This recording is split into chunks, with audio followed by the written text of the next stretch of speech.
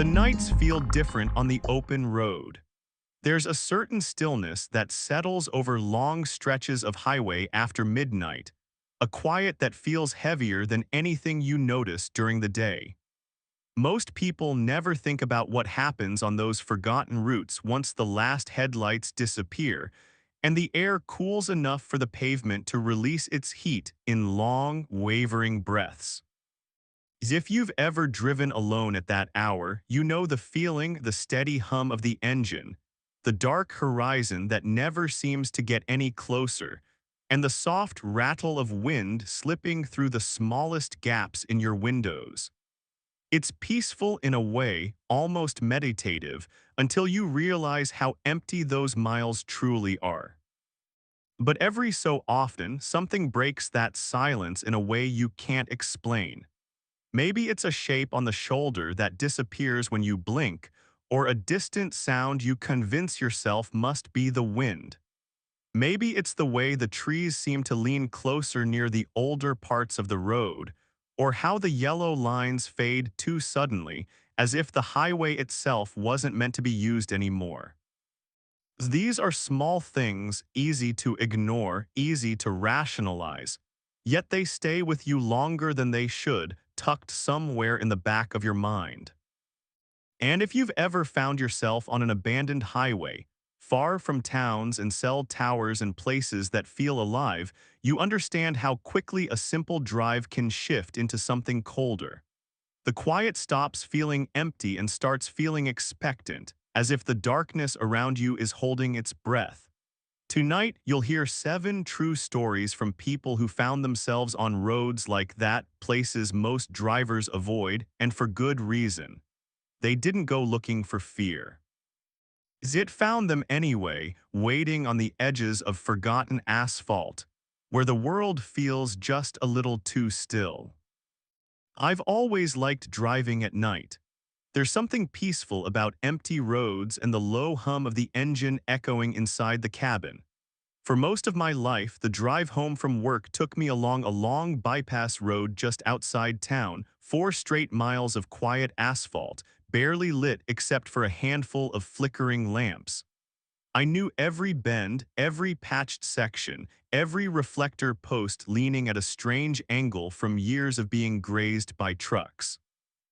On most nights, it felt like the safest part of my routine.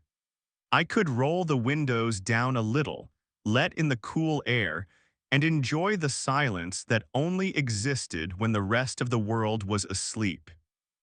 That night didn't feel any different at first. The sky was clear enough that I could see the faint glow of stars above the windshield, and the road ahead stretched out in a perfect ribbon.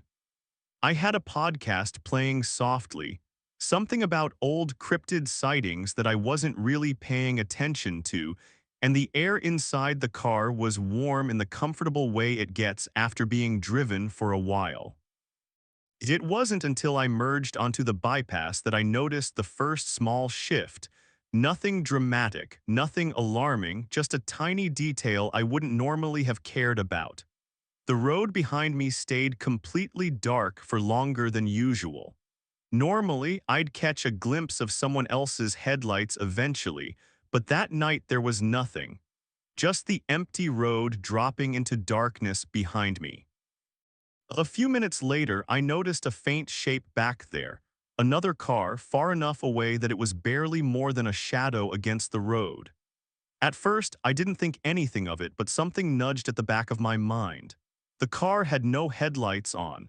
I kept glancing between the mirror and the road ahead, half expecting the lights to flick on at any moment, but they never did. The shape just stayed behind me, maintaining the same distance no matter how much I adjusted my speed. I tried telling myself it was probably someone who had forgotten to turn their beams on, or maybe their lights were malfunctioning. It wasn't impossible. But there was something too precise about how the car stayed in my lane, right behind me, without drifting or losing ground. I remember brushing the thought away, trying to relax into the drive again, though I kept catching myself checking the mirror. The shadowy car wasn't gaining on me, it wasn't slowing down either. It was almost perfect in how it held its spot. I eased my foot off the gas a little, curious if the car would pass when I slowed. Instead, it slowed too, just slightly, but enough that I noticed immediately. The moment that registered, the warmth inside the car felt different. The air wasn't cozy anymore. It felt heavy. About halfway down the bypass, the road dips slightly before rising into a long stretch where the street lamps grow sparse. That section had always looked darker than it should, like the shadows were thicker there.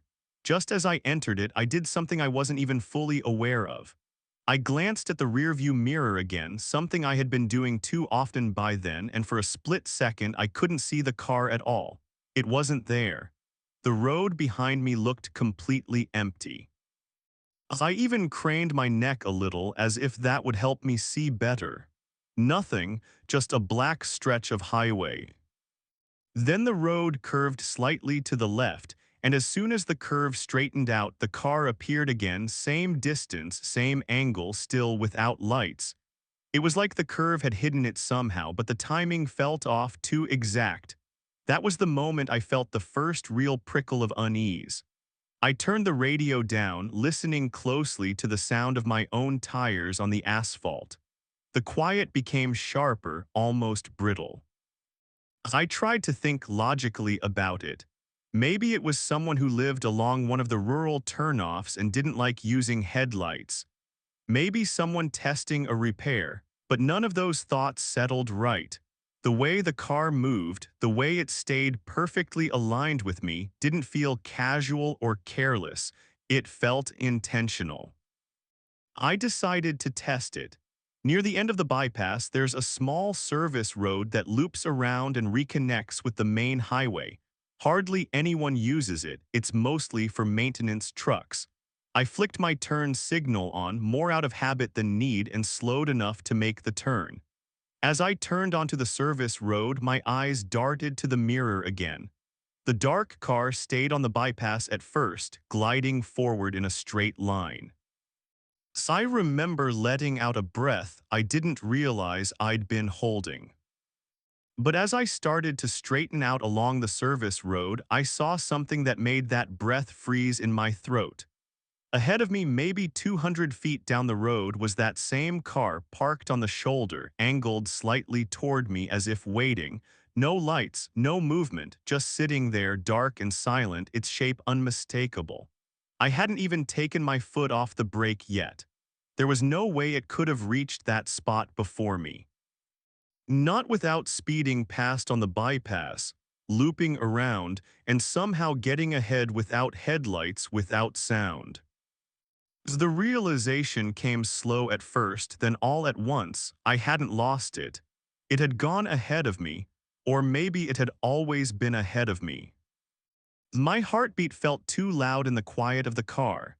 I could hear it in my ears, steady but heavy.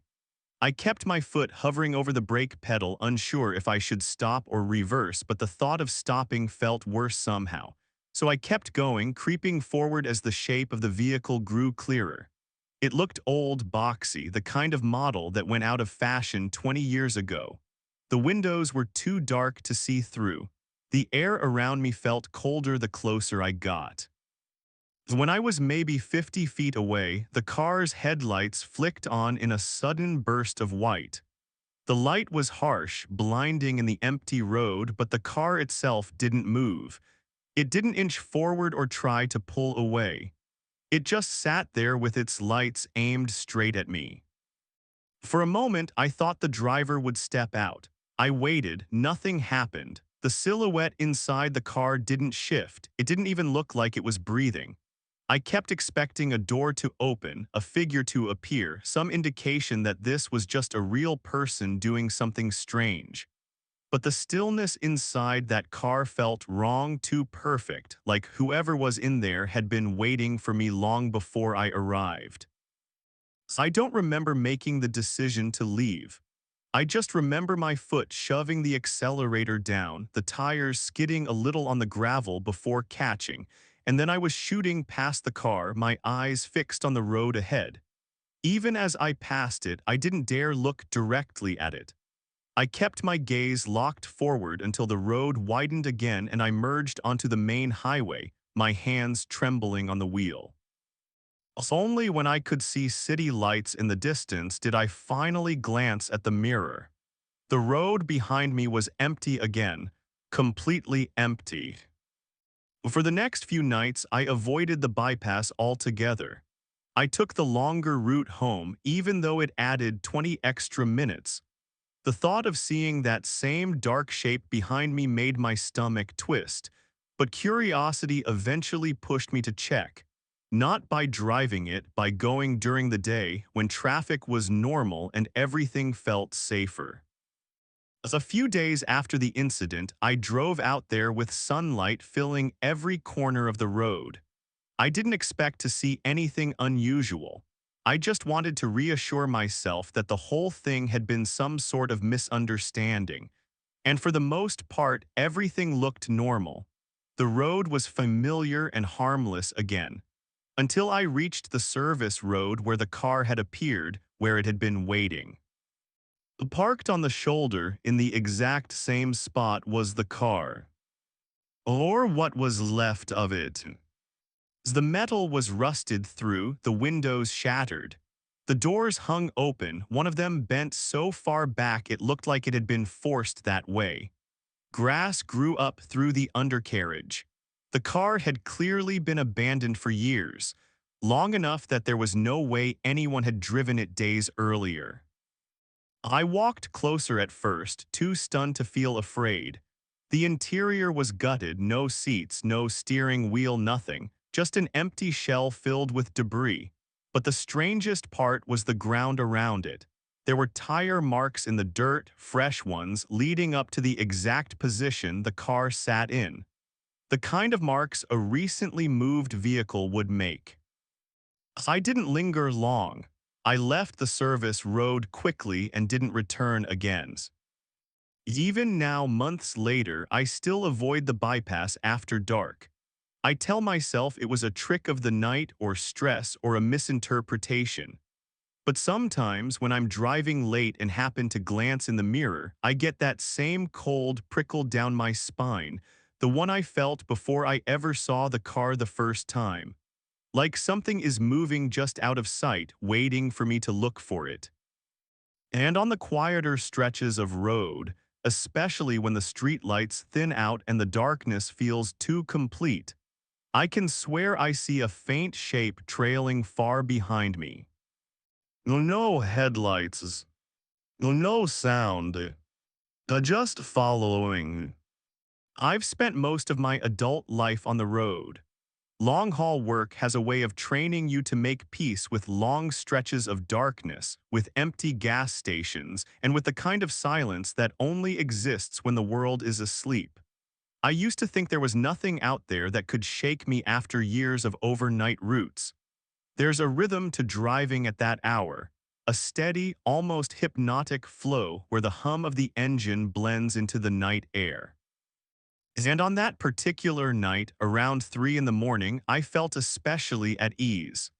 The weather was clear, the highway was empty, and the cool air drifting through the cracked window kept me awake in a comfortable way. It was one of those nights where the road feels almost peaceful. I had just passed the last open rest area for about 40 miles, a little place with dead overhead lights and a single vending machine humming loudly. I grabbed a bottle of water, stretched my back, and got back on the highway. The road ahead was dim but predictable, a long straight line bordered by concrete dividers in the center and miles of woods on either side. My headlights cut cleanly through the darkness, and the only sound inside the cabin was the soft rattle of loose coins in the cup holder whenever I hit a small bump. Everything felt normal, comfortable, almost too quiet. I must have driven only a mile or two when I first saw her. She was standing perfectly still on the center divider, not the wide section where emergency workers sometimes stand, but the narrow raised concrete barely wide enough for a person's feet. I didn't even see her at first. I caught her shape in the corner of my vision before my mind processed what I was looking at. A woman, alone. Standing straight, arms flat at her sides, facing the opposite lane as if she were waiting for something to approach from the other direction. The moment I noticed her, a faint jolt ran through me, not fear exactly, but confusion, the kind that makes your hands tighten around the steering wheel for no clear reason. At 3 in the morning, seeing a pedestrian on a deserted highway is strange enough. Seeing one standing on the divider without moving felt even stranger. I slowed the truck slightly, not enough to make it obvious, but enough to get a better look. Her clothes were simple, pale dress, long sleeves, nothing that suggested she belonged on a road like this. Her hair hung straight down, not blowing in the wind the way I would have expected. She didn't turn her head as I passed. She didn't look at me. In fact, she didn't move at all.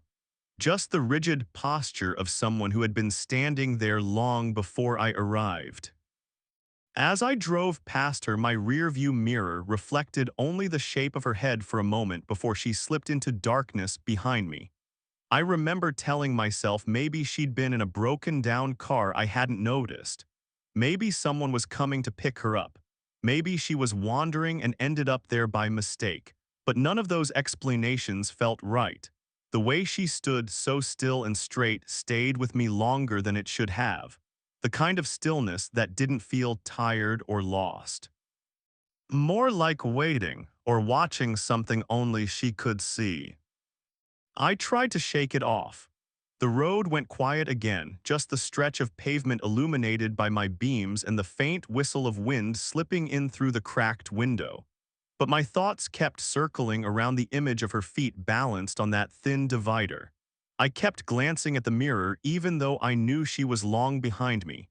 A few times I even checked the opposite side of the highway, half expecting to see headlights or signs of another broken-down vehicle. But the lanes stayed empty. Just darkness and the occasional glint of reflectors. About 15 minutes passed before I saw her again. I had just rounded a slight bend when the beams of my headlights lit up another divider, and there she was, standing in the same posture, facing the opposite lane again. Same dress, same unbothered stillness, same position of her hands. She stood as if the first sighting had never happened, as if she had simply been there waiting for me further along the highway. My grip tightened instantly on the wheel. My mind tried to explain it. Maybe it was a different person, someone dressed similarly. Maybe I was tired and misjudging things. But the idea of two people standing that same way, in the same clothes at the same hour, that didn't feel logical anymore. I slowed a little again as I passed her, but she didn't look at me, not even a shift of her shoulders. Just the outline of her face, pale in the glow of my headlights, staring at the empty lane ahead as if she was waiting for a car that would never come. My breathing felt heavier suddenly. The cabin felt too warm. I reached to lower the window more, letting the colder air in, but even that didn't help the tightness forming in my chest.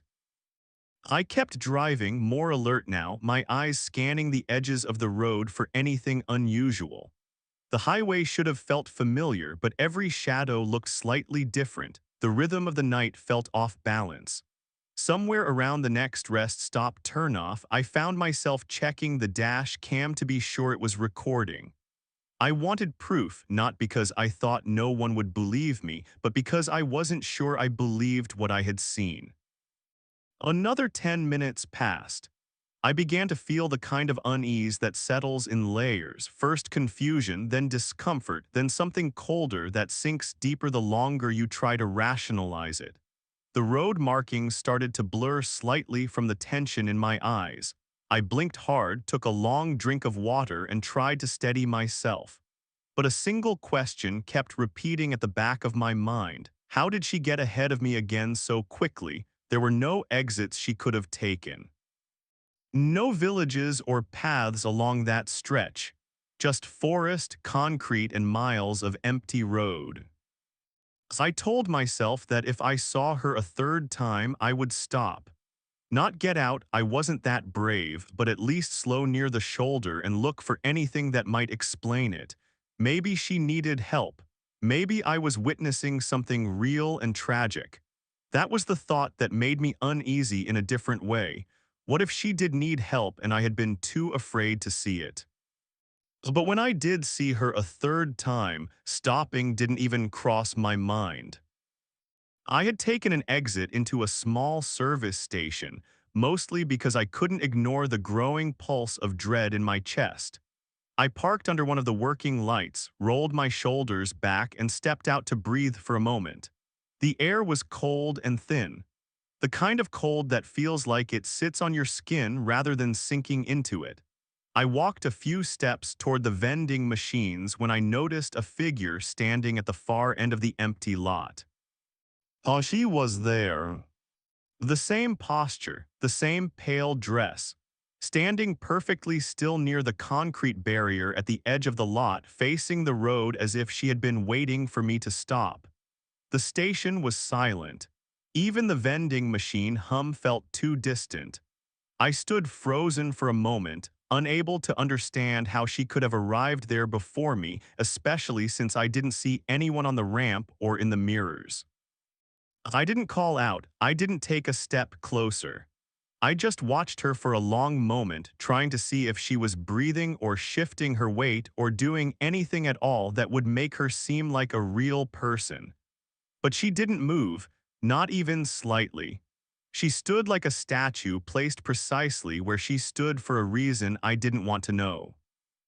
I backed away slowly, keeping her in my line of sight until I reached my truck door. The moment I got inside and locked the doors, something in her posture changed.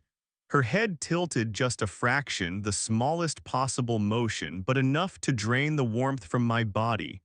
She wasn't looking at me, not directly, but the tilt felt deliberate, meant to be noticed.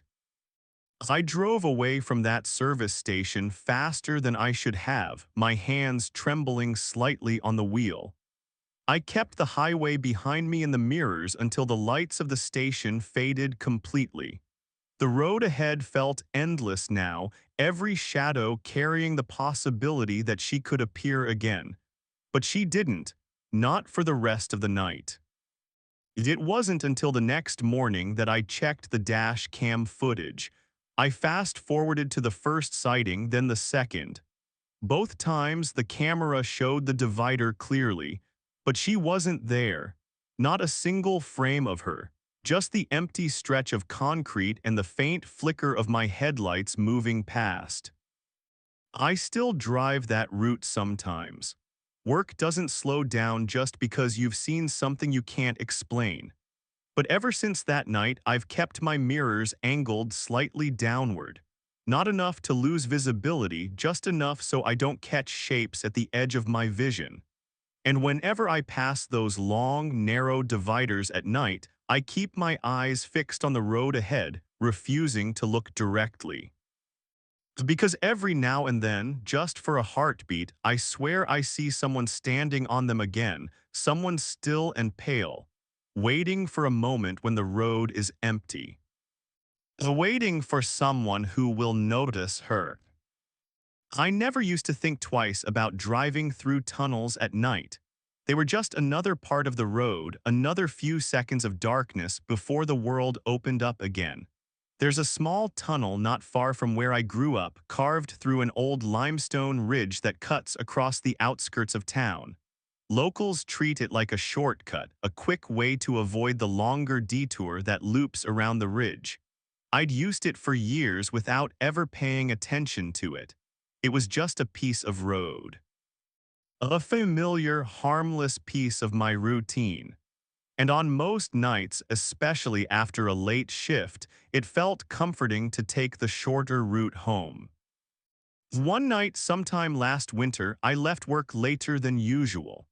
The air was cold enough that the breath on the inside of my windshield hazed slightly until the heater balanced the temperature out. The sky above the empty road was wide open and starless, the kind of gray-black that makes the night feel thicker. I had my radio playing softly, some old playlist that helped keep me awake, and the sound filled the cabin with a low, warm hum. Everything about the drive felt ordinary, predictable. Like muscle memory. As I approached the ridge, I slowed down just a little more out of habit than caution. The tunnel entrance looked darker than I remembered, not pitch black, just lacking the soft glow the road usually held at night. I noticed it, but it didn't bother me. I eased into the tunnel, expecting the radio to distort the way they usually do under rock. Instead, the music didn't distort at all, it just stopped. Instantly. 1 second it was playing, the next it was gone, replaced by a silence that felt too sudden, like someone had cut a wire clean in half. At first I thought the station dropped, but the screen on the console stayed lit. The time was still showing, the song title was still displayed, just no sound. I tapped the volume knob a few times, checked the source, but nothing changed. The car kept rolling forward as I fiddled with the controls, and for a moment I didn't notice the air shift, how the temperature inside the cabin cooled as if I'd rolled down a window without realizing it. When I did notice, I tucked my hand closer to the vents and realized the heater was still running. Warm air was blowing out steadily, yet the cabin felt colder. A thin, uncomfortable draft drifted across the back of my neck. I tried to brush it off, telling myself tunnels hold cold air, but something about it felt wrong. It wasn't constant, it felt like it moved, shifting slowly, almost deliberately, from one side of the car to the other. I told myself to focus on the road. The tunnel wasn't long, 90 seconds, maybe less. But as I kept driving, something felt off in the way distance worked. The walls seemed closer, the lights dimmer than I remembered. The car's headlights stretched out ahead but didn't illuminate as far as they normally did. Instead of casting a long beam, the light felt swallowed only a few meters ahead, like the darkness was thicker than it should be. I glanced at the clock on the dashboard. It read 2:08 a.m. I'd entered the tunnel at 2:07, still normal, except the tunnel felt longer than a minute. I pressed my foot down slightly, speeding up a bit, and expected to see the glow of the exit. But the darkness didn't break. It stayed steady, heavy, like driving inside a sealed box. That was the first moment real unease settled in, not enough to panic, but enough to make my hands tighten around the wheel. Something scraped lightly against the right side of the car, faint, like a fingertip brushing metal. I flinched, instinctively checking the mirrors even though I knew I'd see nothing. The mirrors reflected only darkness behind me. No walls, no lights, no outline of the tunnel entrance I'd passed. Oh, just black. I blinked a few times, convinced it was my eyes adjusting. But when I turned my head slightly to look at the side window, the tunnel wall wasn't visible either. My headlights still showed the asphalt ahead, but everything beyond the beam was swallowed in the same dense dark. Even the reflective paint on the tunnel walls was missing. It was as if the road existed by itself, suspended in a void. A slow tapping sound broke through the silence. A soft, rhythmic tap-tap-tap against the rear passenger window. I froze. It wasn't loud or frantic. It was gentle, deliberate, like someone lightly knocking their knuckles along the glass while matching the car's speed. I stared straight ahead, refusing to look. Every instinct in me said not to. The tapping moved gradually toward the back seat window, then toward the front passenger window, keeping perfect pace with the car as I drove. My breathing grew shallow. I didn't slow down or speed up. I just kept my hands locked in place and my eyes fixed on the dim stretch of road ahead. Another few seconds passed. The tapping stopped abruptly, replaced by a softer sound, like someone dragging the back of their hand down the length of the car door. That was when a faint light appeared ahead, weak, unfocused, but it meant the end of the tunnel. Relief washed through me in a shaky wave. I didn't look at the windows again, I didn't check the mirrors. I simply drove faster, chasing the light like it was oxygen. When I broke out of the tunnel, the sound of the radio snapped back on so suddenly it startled me. The cabin warmed instantly.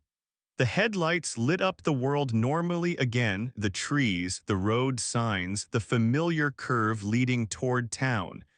It was like someone flipped reality back on. But something was wrong. The road ahead wasn't the one I should have emerged onto. The geography was wrong. Instead of the eastbound lane that curved gently right, I was on a straight, unfamiliar stretch of pavement bordered by fields I didn't recognize. The signs looked older, the paint more faded. I slowed down, confused, checking the GPS out of habit. The map spun for a moment, searching, then displayed a flat gray patch labeled "No data available." As I pulled onto the shoulder, my hands trembling slightly now, I turned in my seat enough to glance behind me. The tunnel entrance was gone, completely. There was no opening in the ridge, no carved rock, no artificial lights. Just a continuous line of trees.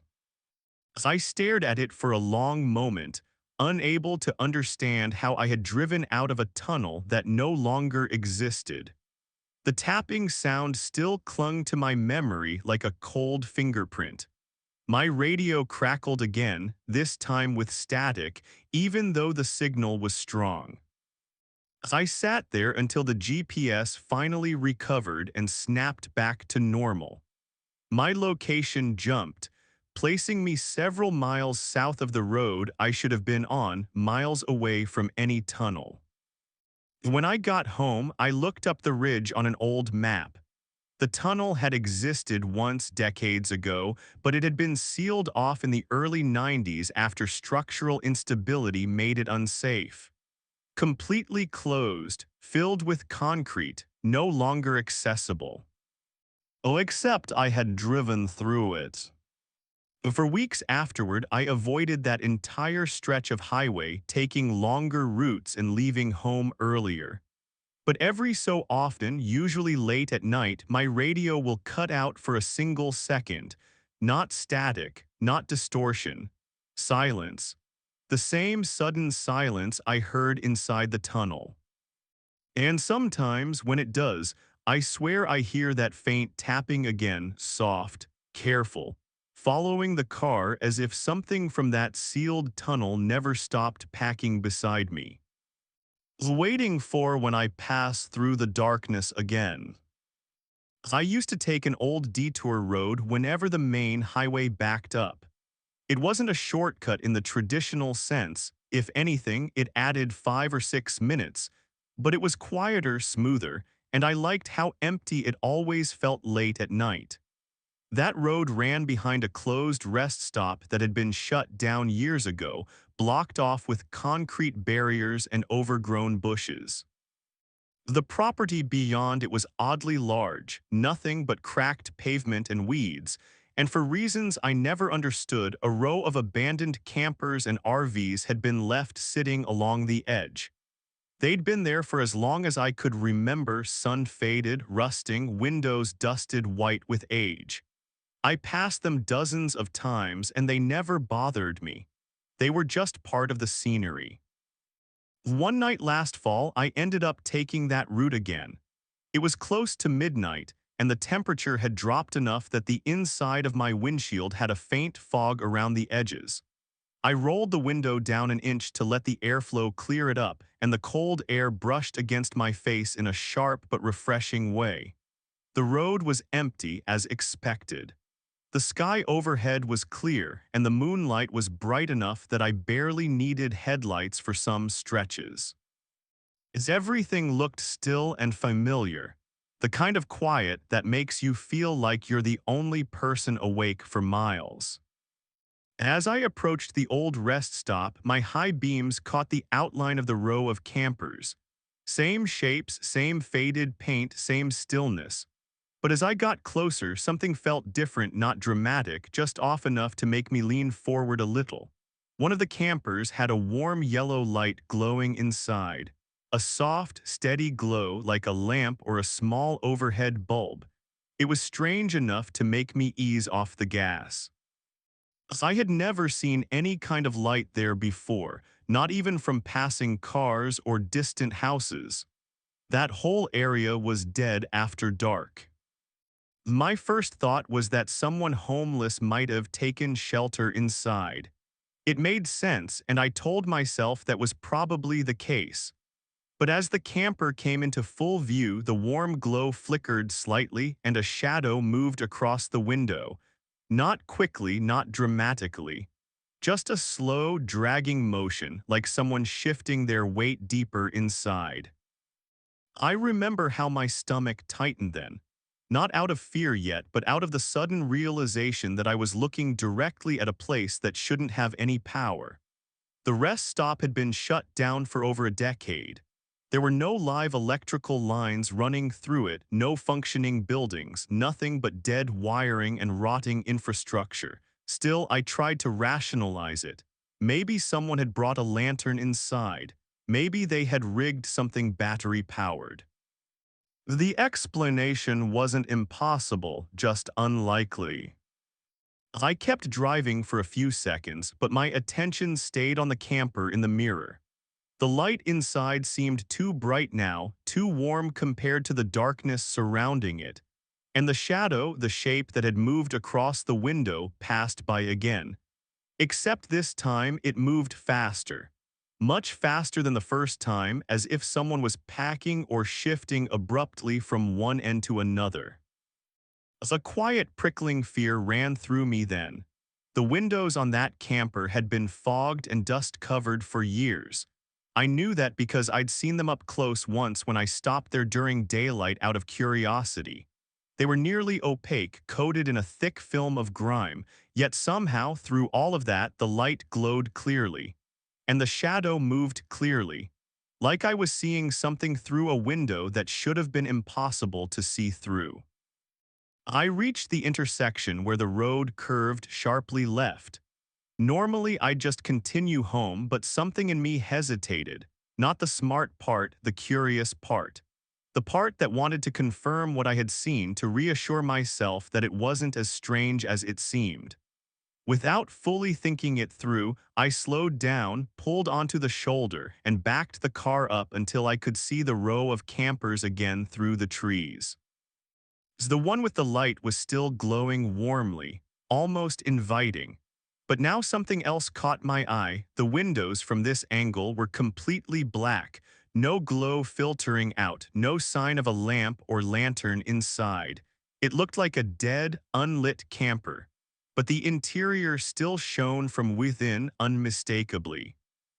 I felt a cold ripple run down my arms. Something wasn't right. As after another few seconds of indecision, I turned the wheel and pulled onto the gravel shoulder that led toward the blocked-off rest stop. The barriers had gaps big enough to squeeze through if you were determined. And that night, for reasons beyond logic, I stepped out of my car and walked toward the line of campers. The air was colder near the rest stop, unnaturally so. The kind of cold that raised the small hairs along my neck, like stepping into a basement that hadn't been opened in years. Gravel crunched under my shoes, the sound echoing strangely in the open space. The rest of the property looked exactly as abandoned as it always had: broken picnic benches, cracked pavement, grass growing in strange patchy shapes. As I approached the glowing camper, the warm light inside flickered again. For a moment, it dimmed enough that I could almost see the outline of furniture inside. Then the brightness returned, soft but steady, as if nothing had happened. I stopped a few feet away. The windows were coated in grime so thick I could see my reflection in it. No light should have shone through. Yet from behind that dark, dirty surface, a faint but unmistakable shadow passed again, slow at first, then stopping near the window closest to me. My heartbeat thudded in my ears. The shadow didn't move away. It stayed there right at the window, motionless as if facing outward. And then, without warning or sound, something pressed against the inside of the glass. A face. Not fully visible, just the faint, pale impression of one. Skin too smooth, features too unclear, as if something was leaning its forehead against the window, stretching slightly, trying to peer through the grime. The shape didn't blink or shift. It just held that position, pressing forward enough that I could make out where the eyes should have been. Two dark hollows that didn't reflect any of the light behind them. Every instinct in me screamed to move. I took a slow step back, then another. The face didn't retreat. The warm light stayed steady, casting the silhouette in just enough detail to know it was watching me. That's what it felt like, not just looking, but watching, aware of my presence in a way that didn't feel human. I turned and walked quickly back to my car, not daring to run, afraid that sudden movement might draw it closer. When I reached the door and pulled it open, I glanced back once. The light inside the camper snapped off instantly, like someone flicked a switch the second my eyes landed on it. The sudden absence of glow made the camper vanish back into its original lifeless shape, blending in with the others. I drove off without checking the mirror again. For the next few days, I avoided that detour completely. The thought of driving past that row of campers, especially in the dark, made my stomach feel hollow. But curiosity is a stubborn thing, and after a week I found myself taking the old road again during the day. Just to see, just to prove something to myself. The row of campers was still there. Same positions, same rust, same faded paint.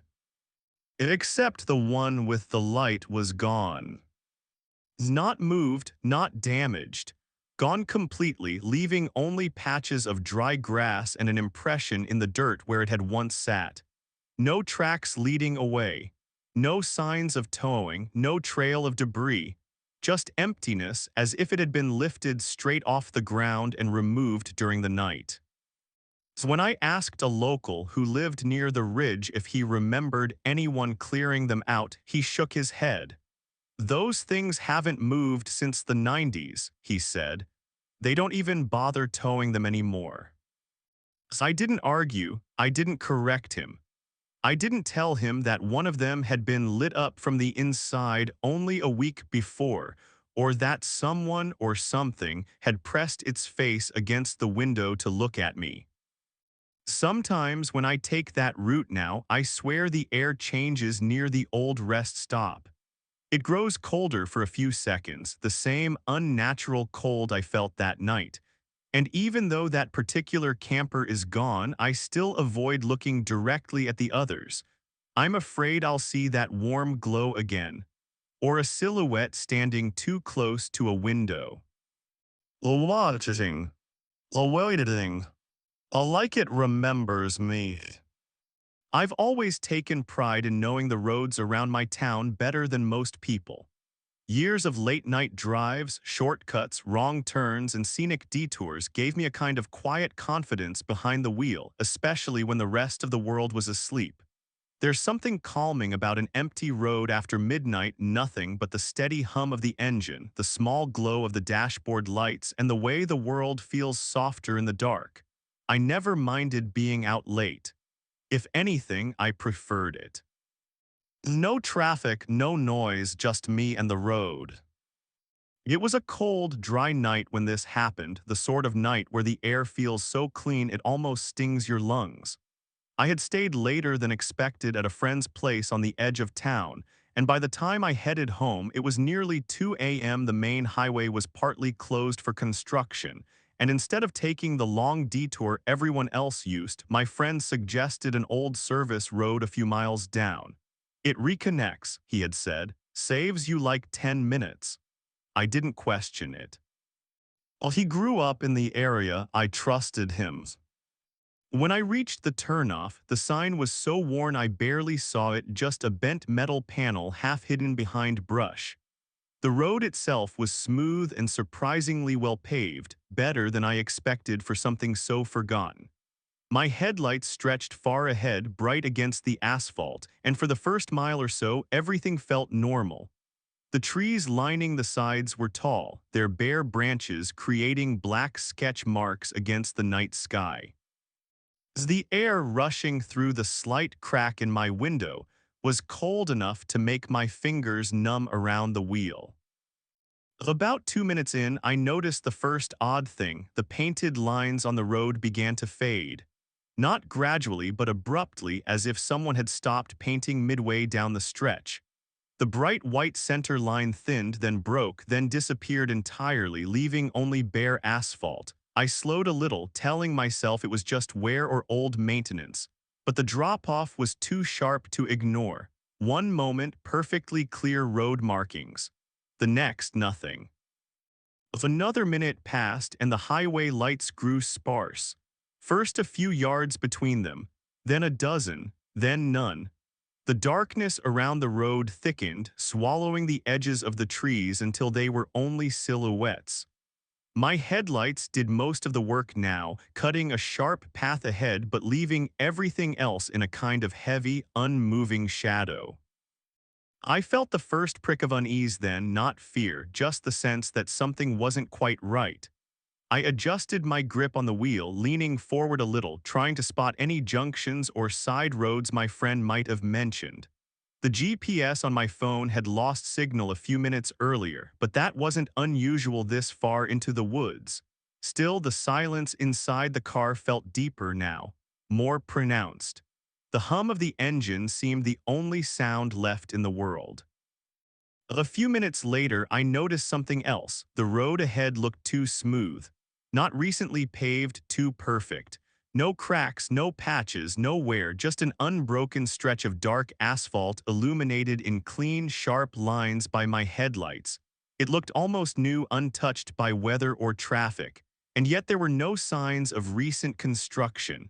No cones, no equipment, no tire marks other than my own. My stomach tightened a little. I slowed down again, letting the car drop to around 30 miles an hour. The steering wheel felt colder than before, slick under my hands. The air inside the car seemed thinner, as if the ventilation wasn't working properly. I reached out to adjust the airflow and realized my hands were shaking slightly. I tried to steady them against my thigh, but the trembling didn't stop. Then I saw it, a faint shape far up the road, something standing at the center of the highway, too distant to make out clearly, but the outline was unmistakable. A person just standing there still, not waving, not signaling for help, just standing. My instinct was to slow down, and I did, my brake lights casting a dull red glow on the road behind me. The figure didn't move. The distance between us closed slowly, but with every passing foot, something inside me tightened. Not dread exactly, more like a cold, growing suspicion that whatever I was approaching wasn't a stranded driver or a jogger or anyone who belonged out here. As I got closer, maybe within 100 feet, the figure became clearer. It was a man, or at least the shape of one, standing perfectly upright at the very center of the road. The beam of my headlights stretched across him, but it didn't illuminate him the way it should have. His body looked too flat, almost blending into the darkness behind him. His clothes were indistinguishable, just dark shapes swallowed by the night. I hovered my foot over the brake pedal, trying to decide whether to stop completely. My pulse thudded in my neck, steady but heavy. I cracked the window slightly, expecting to hear something, wind, rustling branches, anything, but the outside was silent. And then a cold realization hit me. The figure wasn't facing me, not exactly. He was standing at the very edge of something, his feet positioned at a harsh horizontal line my headlights barely touched. A cliff. The road ended suddenly just beyond him, a sheer drop straight down. No guardrail, no warning sign, nothing. My breath caught, I slammed the brakes just in time. The car screeched to a stop so abruptly that my seatbelt dug into my shoulder. Dust rose around the tires. The figure didn't flinch, didn't react. He stood at the edge of the drop like a statue, unmoving, silent, perfectly positioned at the point where the highway simply ceased to exist. As I sat there frozen, staring through the windshield, the road behind him wasn't crumbled or broken. It ended cleanly, like it had been cut with a knife. Beyond the drop was nothing but darkness, a hollow void where the land should have continued. My mind raced. How did my friend not know about this? Who would end a road this abruptly? Why weren't there signs?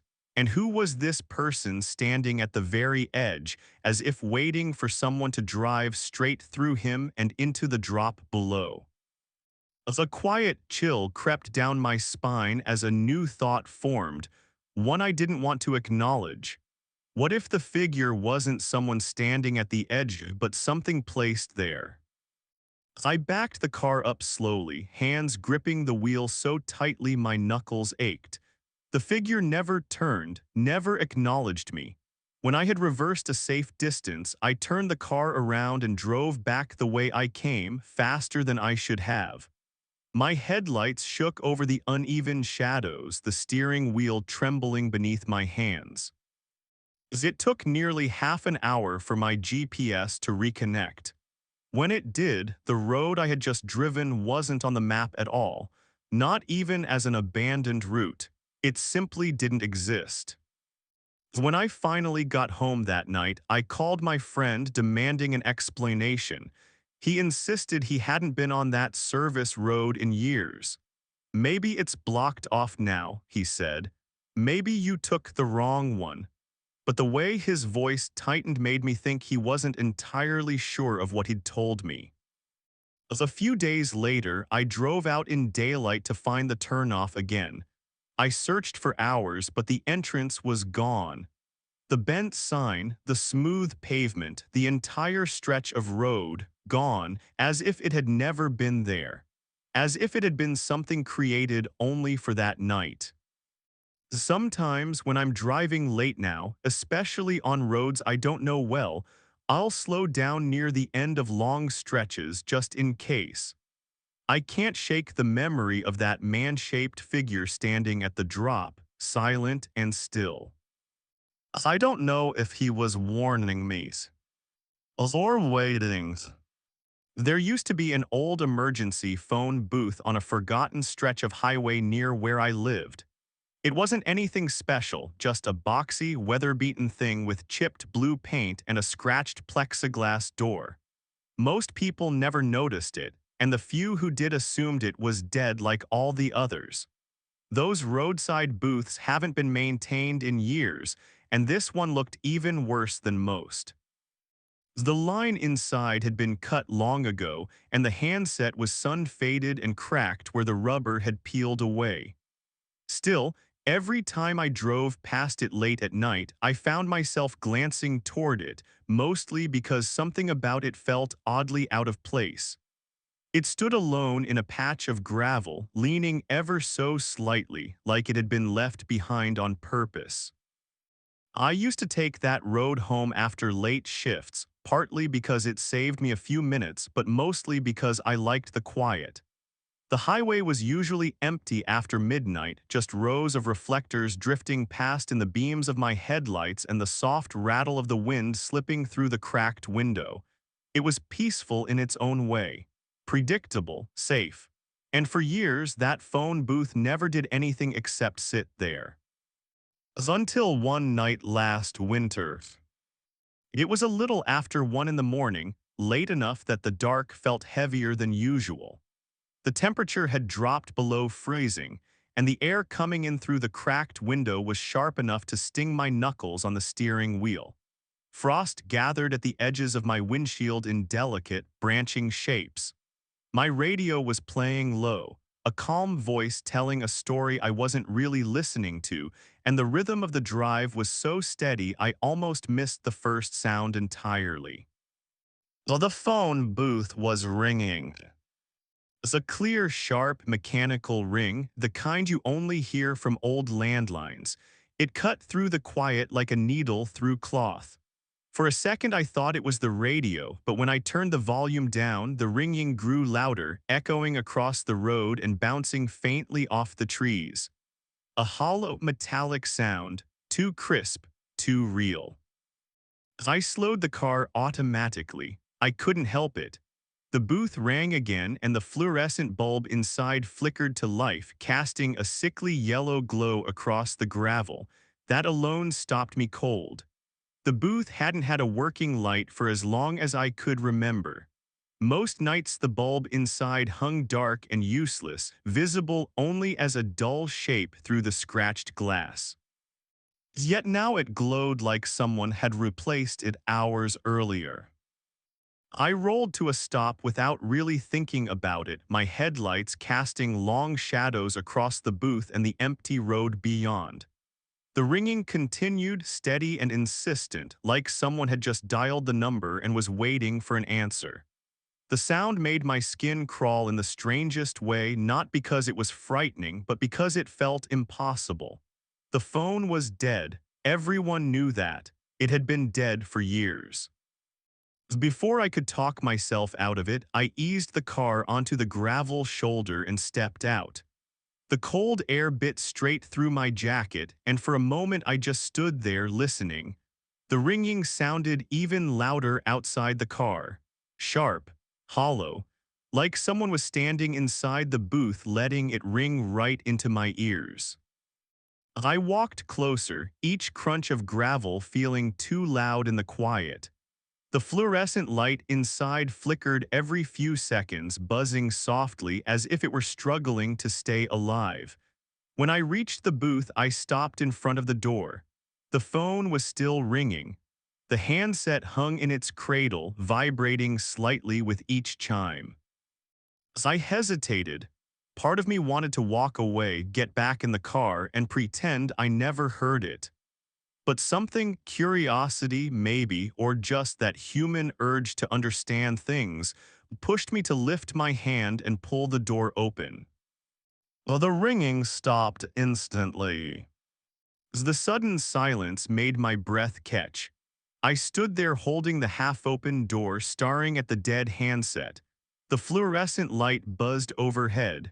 The booth smelled faintly of damp metal and old plastic. I didn't want to touch the phone, but I reached out anyway, fingers shaking slightly from the cold, and lifted it off the hook. Oh, nothing. Oh, just silence, not even static. I exhaled slowly, relief settling in my chest. Whatever I thought I'd heard, maybe it was some kind of electrical glitch. Maybe the booth wasn't as dead as everyone thought. But then, just as I was about to hang up, I heard it. Oh, breathings. Not faint, not distant. Close, right on the other end of the line. Slow, deliberate breaths, the kind someone makes when they're trying not to speak. My fingers tightened around the cracked rubber. The cold air suddenly felt thicker, harder to pull into my lungs. For a moment, I thought maybe it was my own breath echoing, but the rhythm didn't match mine. It was too slow, too steady. I lifted the phone slightly away from my ear. The breathing continued. Then, in a low, unsteady whisper, a voice on the other end said my name, not hello, not who is this. Just my name. As I froze, I didn't make a sound. The fluorescent light flickered overhead, buzzing louder now, almost trembling. I lowered the phone without hanging up and stepped out of the booth, backing away slowly, keeping my eyes on the glowing light inside. As the voice whispered again, dragging my name out longer this time, like it was being pulled from a place deep inside someone's throat. The breathing grew heavier, wet, uneven, as if whoever or whatever was on the line was struggling to speak. I hung the phone up as fast as I could and stumbled back to my car. The gravel crunched loudly under my shoes, each step sounding too frantic, too exposed. I got inside, slammed the door, and locked it without thinking. My hands were shaking so badly I fumbled with the keys, but finally the engine roared to life. As I pulled back onto the road, I glanced in the rearview mirror. The booth still glowed, its light harsh and unnatural against the darkness. Then, just before the booth faded out of view, the bulb flickered violently and the ringing started again. As I didn't look back after that. For days, the sound haunted me, the voice whispering my name, the breathing that wasn't mine, the impossible light in a booth that should have been dead. I avoided that road entirely, taking the longer route home even when it added half an hour of driving. But a few nights later, I ended up on the highway again by mistake, lost in thought and not paying attention to my turns. By the time I realized where I was, the booth was only a quarter mile ahead. I felt my stomach sink. My hands tightened around the wheel. As I approached, I forced myself not to look directly at it. I kept my eyes on the road, breath shallow, hoping the booth would remain dark and silent, a lifeless shape like it always should have been. But the moment my headlights brushed the gravel, the booth light flickered on. Not brightly, just a dim, pulsing glow like something inside had stirred awake the second it sensed me passing. The phone didn't ring this time, but as I drove past, the glow inside the booth grew slightly brighter, as if something inside was watching me through the scratched glass. I haven't heard it ring again since then. But every night I take that road, even from a distance, the booth light flickers to life just as I pass, the same soft glow as before, quiet and patient. Like whatever had called me that night is still there. Still waiting. I've never been the type to pick up strangers on the side of the road. Even before this happened, I was cautious about it. You hear stories, you see warnings, and after enough late-night drives, you learn to keep your doors locked and your eyes forward. But sometimes the road plays tricks on you, not with shadows or strange lights, but with guilt. And that night, guilt is exactly what made me stop. It was early winter, close to 1 in the morning, and I was driving home from a relative's house 2 towns over. The air was cold enough to fog at the edges of the windshield, and the darkness off the highway felt unusually heavy, like the trees were leaning in just a little more than usual. My heater rattled softly, sending uneven bursts of warmth through the cabin. I'd been driving for almost an hour without seeing another car. Just the long, empty road stretching ahead and the quiet hum of my tires against the asphalt. That's when I saw her. She was walking along the shoulder, head down, arms wrapped tightly around herself. Her clothes didn't match the weather, a thin dress that fluttered in the wind, boots that looked worn, no coat, no gloves. She looked young, maybe mid-20s. Her backpack hung loosely over one shoulder, bouncing against her hip with every step. The way she walked made something in me twist. She wasn't stumbling or waving for help. She was moving with the quiet, exhausted determination of someone who'd been walking for hours. As I passed her at first, I told myself it wasn't safe, that I didn't know her, that picking up strangers at 1 a.m. was a terrible idea.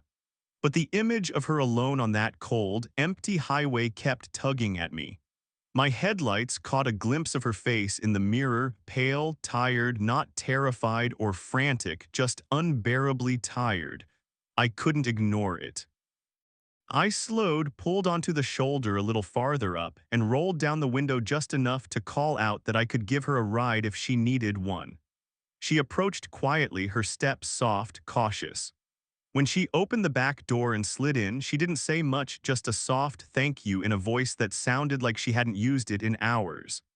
She buckled the seatbelt, tugging it across her with trembling fingers, and then leaned back slightly, staring out the window. For a few minutes, we drove in silence. The road ahead stretched pale and straight in my headlights, and the darkness outside felt colder now that I wasn't alone. I kept glancing in the mirror, wanting to make sure she was warm enough, but something about her posture made me hesitate. She wasn't slouched from exhaustion the way I expected. She sat straight, shoulders dropped only a little, like someone trying to stay composed even though they were freezing. Her breathing was soft, too quiet for the size of the cabin, almost like she barely moved at all. I finally asked where she was headed. She didn't answer right away. I thought she hadn't heard me, but then, without looking away from the window, she said she was trying to get home. Her voice was steady but distant, as if her thoughts were somewhere far behind us. When I asked where home was, she just gave a vague direction, up the road a bit, and I didn't push. A few minutes later, I checked the mirror again. Something felt off, though I couldn't place what at first. Then it hit me I couldn't see her reflection, not clearly. I could see the backseat headrest, the seatbelt strap, even the faint outline of her backpack, but not her face, not her body, just a slight dark shape that didn't match her posture. I blinked hard, thinking I was imagining it, then adjusted the mirror slightly. Still nothing, just a patch of darkness where she should have been. I told myself the angle was wrong, that the dim lighting and the tinted rear glass were messing with the reflection. But the longer I drove, the more uneasy I felt. Every few minutes I'd glance back again, trying to catch even a sliver of her face in the mirror. But it was never there. She just stared out the window, silent, hands resting in her lap. About 15 minutes into the drive, I noticed something else. The air in the car had grown colder again, colder than before I'd turned on the heater. My breath fogged faintly in front of me. The vents were blowing warm air, but the cabin itself felt like the temperature had dropped by 10 degrees. I gripped the wheel tighter, suddenly aware of how quiet it had become. The usual hum of the heater was gone. The radio was completely silent. The only sound was the faint whisper of the tires on the road. I started to feel afraid, not loudly or suddenly, but quietly, deeper, like a slow tightening in my chest. I cleared my throat and tried to make small talk, anything to break the tension. I asked if she was okay, if she needed to call someone, if she wanted the heat turned up. Oh, she didn't answer. I tried again, louder this time, still nothing. I finally turned my head slightly, just enough to see her in the corner of my vision. The seatbelt she had buckled was clicked in place. It was pulled tight, resting exactly where it had been when she fastened it, but the seat beneath it was empty. She was gone. The car swerved slightly as panic shot through me. I grabbed the wheel with both hands, forcing myself to steady the vehicle. My mind raced, searching for any explanation that didn't involve the impossible. I looked in the mirror again. The backseat was empty, completely empty. No signs of her shifting, no impression in the fabric, no sound of movement. Just the empty seat and the seatbelt swaying gently, as if someone had just been seated there seconds before. My breath came in sharp bursts, fogging the already cold air.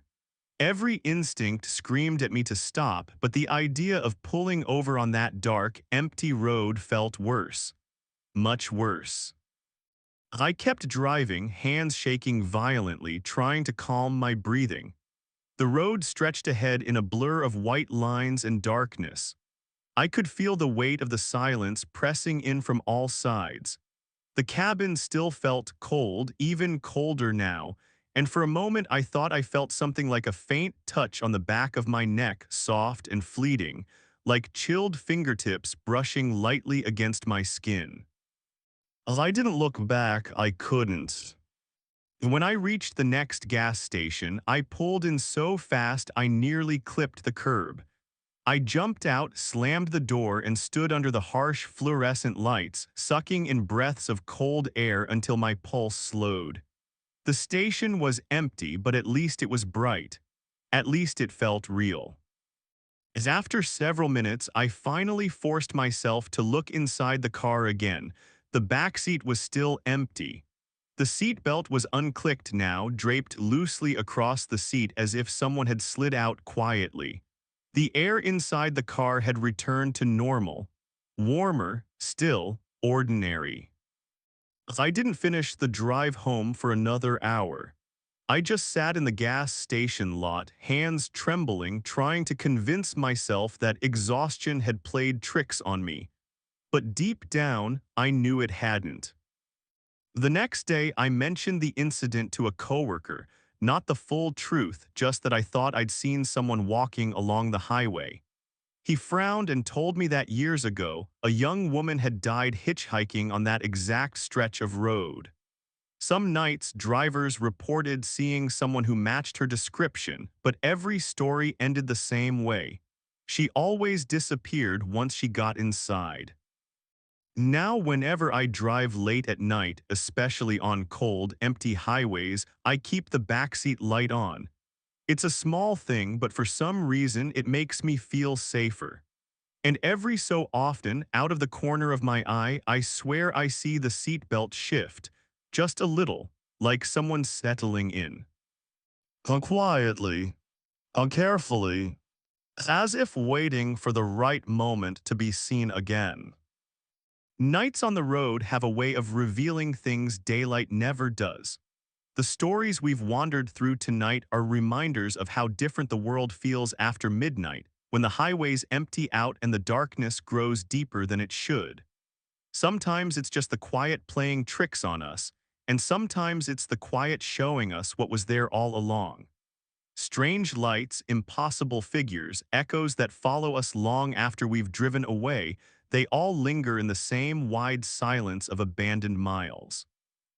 And if you've ever found yourself alone on a stretch of road like that, you know the feeling. That small shift in the air, that instinct to check the mirrors, that sense that something is moving just outside your headlights. It's a universal kind of fear, quiet, patient, waiting for the world to fall still. Listening to these stories together almost feels like sharing a campfire in the dark, a way of saying that whatever lives in those forgotten places hasn't singled any one of us out. We've all brushed close to the unknown in our own ways. As the night thins and the world around you settles back into its usual shape, let your breath slow and your pulse ease. If these stories kept you company, if they helped carry you through another late hour, you're welcome to stay a while longer, return for more when the roads outside feel too empty, or when sleep comes a little too slowly. Subscribing or sharing this space helps keep the lights on for the next traveler who needs it. Think of it less as a button and more as an invitation to the next quiet, unsettling night we spend together. But for now, though, rest. The highways are empty again, and whatever walked them tonight has slipped back into the dark. Until the next story.